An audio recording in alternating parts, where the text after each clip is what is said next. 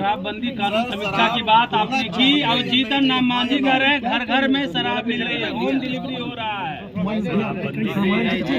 बातें मुझे करनी थी सदन के माध्यम से, मीडिया साथियों के माध्यम से लगातार 3-4 दिनों से अपने बातों को रखने का काम है।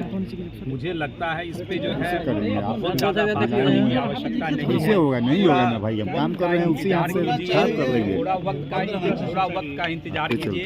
हम नहीं ना बिहार के लोकप्रिय मुख्यमंत्री श्री नीतीश कुमार जी निश्चित रूप से इसकी समीक्षा करेंगे। मुझे पूरा विश्वास है, सब लोगों की मांग है, जनहित से जुड़ा हुआ मामला है और निश्चित रूप से इसकी विस्तृत समीक्षा होगी। आप समीक्षा की बात कर रहे हैं, पर अब कांग्रेस के लोग करें इसको खत्म ही कर दिए, शराब खोल दीजिए।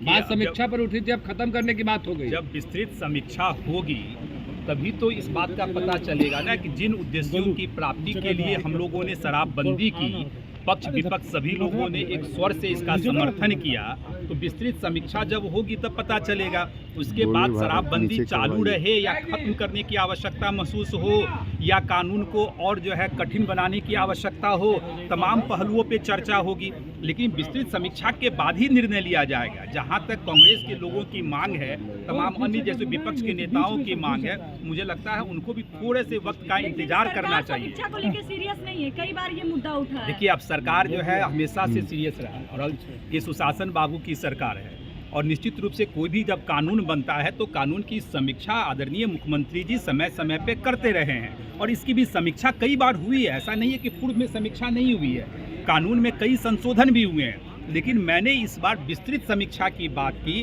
और जब विस्तृत समीक्षा होगी तो निश्चित रूप से तमाम पहलुओं पे चर्चा होगी कि कानून की आवश्यकता है या नहीं है। आपके बातों का ही मैं उत्तर दे रहा हूँ, कानून की आवश्यकता है या नहीं है, तो इन तमाम चीज़ों पे जैसे डिस्कशन होगा और जो भी डिस्कशन के बाद निकलेगा वो आप लोग के सामने आएगा। माधव जी, सवाल है कि इस पर जदयू अलग थलग पड़ गई है, बीजेपी, आप, उपेंद्र कुशवाहा, जीतन राम मांझी सब एकजुट हो गए एनडीए का कुनबा पूरी तरह एकजुट है, कोई मतभेद नहीं है, न मतभेद है, मतभेद तो दिख रहा है, कोई मतभेद और न मनभेद है।